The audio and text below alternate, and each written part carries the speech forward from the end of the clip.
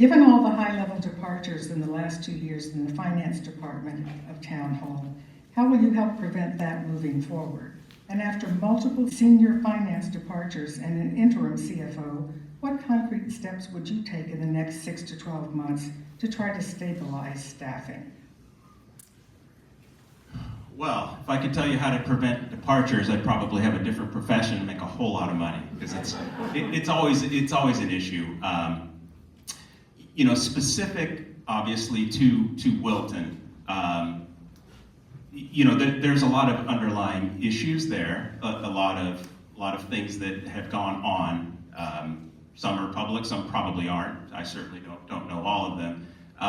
A couple of things I would say, just as a bit of an outsider's view. So I'm a CPA. I'm a partner in a CPA firm. I'm an auditor. I've been doing it for close to 30 years. So I deal with these type of issues on just about a daily basis.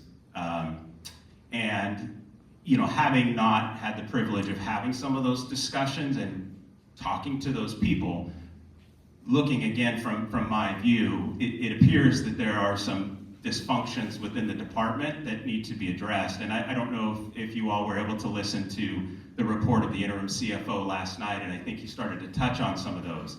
When I look back at Dawn's departure and some of the things that she said that don't seem to align with what others said, and the question becomes, well, what is our performance review? Are these people being reviewed? What's the performance review? How can somebody have another job in another town and still be adequately supervised and reviewed locally and not know? And that's a big question. So I think there's questions with how the department is operating. And these are things that are big issues for the town, but they're common issues.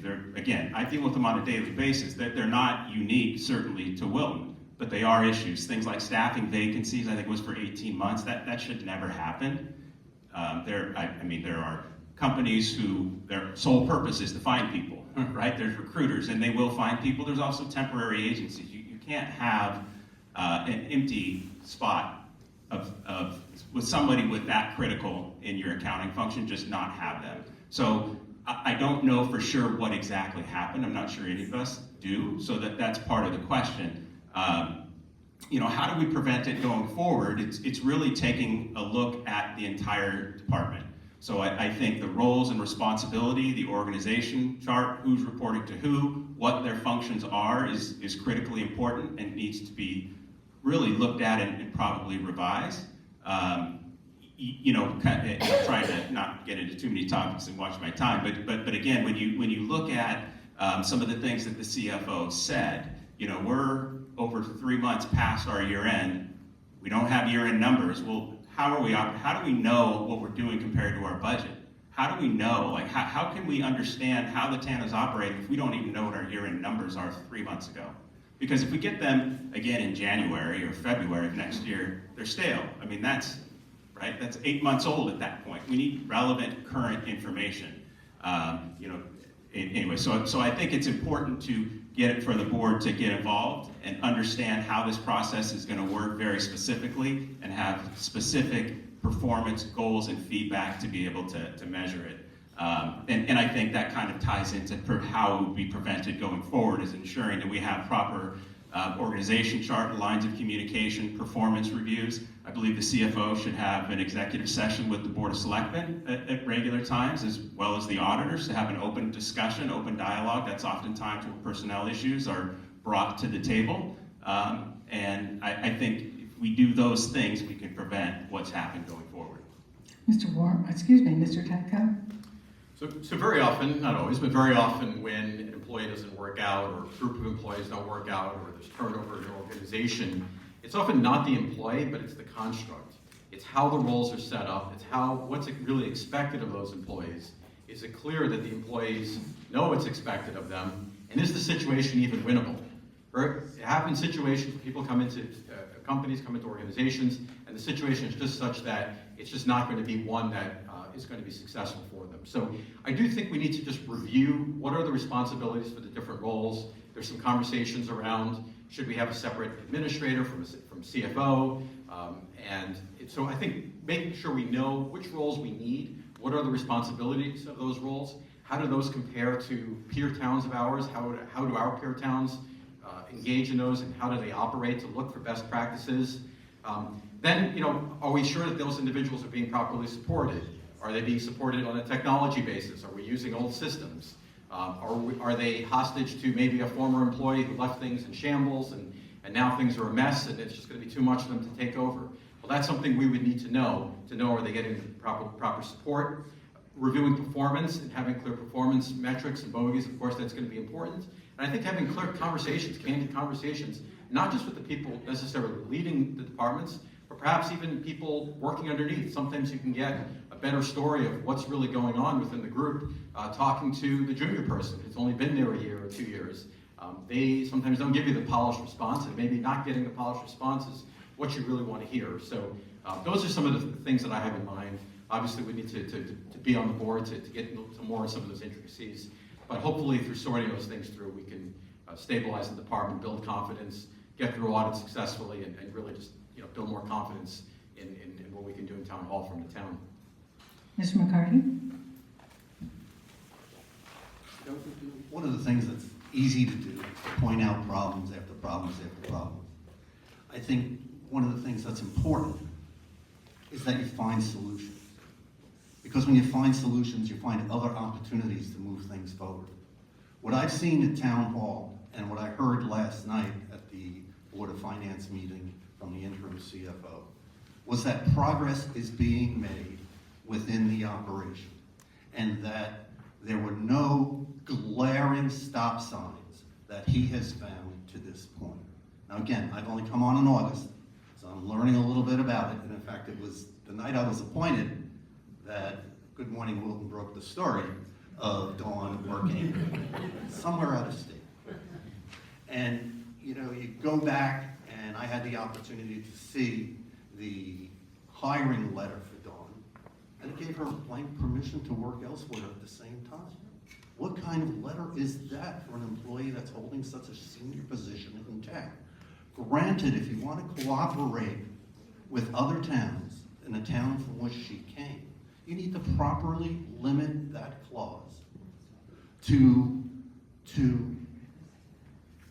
restrict what she can do and require that the first selectman or the supervisor or first select person or the supervisor have the authority to approve or disapprove that other work. Watching late night TV and watching Board of Selectmen meetings, I found it curious over the course of a few months how she was always on Zoom with that blurred background, and she wasn't present. And after a while, when she wasn't present, you began to wonder, where is she? So one of the things I also think about, part of that question was retaining employees in town hall. We need to create a better atmosphere and working conditions for people in town hall. I've already heard stories that people are bringing in their space heaters into their offices in town hall. Why is that? Is that how you keep employees? Is that how you make a good work environment?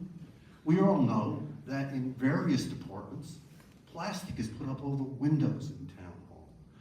That's not an acceptable work environment. That's not a place people enjoy coming to work. We only know people in the winter were wearing coats in town hall. Is that an acceptable work environment? I know my wife jokes that I keep the heat so low that I have to wear a coat at home, but that's not today's discussion. She's laughing with it. I think we need to find ways, and part of the capital plan review, and for buildings and structures in town, is to create a good work environment. And and that will keep and will also attract good employees. I think one of the things we need to look at as well is we have a lot of vacant office space in town. And maybe the time is coming where we should talk to our local real estate managers and landlords about the temporary placement of employees in other facilities. And the expense would be well worth it if we don't have to go through the search for a CFO or a town administrator or a controller again. So I think we need to be creative about it and find solutions. The suggestion that an executive session should be held with the CFO on a monthly basis to hear what's going on is not what I would think is necessary. I think we need to have an open discussion with the CFO so everyone can understand what's going on in finance and the progress that is very, very much being made in terms of the condition of our finance staff. Any other comment on that question? Yeah, I'd just like to make a comment to clarify the executive session. So we would disagree on that point. I will say, as a part of good corporate governance, in almost every single audit committee meeting that I am in, there's an executive session with finance. And the purpose of that is to have an open dialogue. And it's the reason why it's in executive sessions, the thought that people will be more just open and have a general discussion. And it's something like, hey, how's it going? How's this doing? It's not formal, it's not on the record. I think if you look at the rules for corporate governance, it's something that's suggested to have executive sessions with the CFO. And I think it's something that's critically important. Similar with the auditors, right? From an auditor standpoint, it's almost always happens in executive session with the auditors. And I'm not sure that's happening with the town. It needs to. As an auditor, I would never have a client and not have an executive session with the board. I think it's critically important to allow for the free flow of communications and to provide a better understanding. I would agree with Rich as well on the renovation of Town Hall. It's beyond the symbolic part of it. We should be proud of our Town Hall.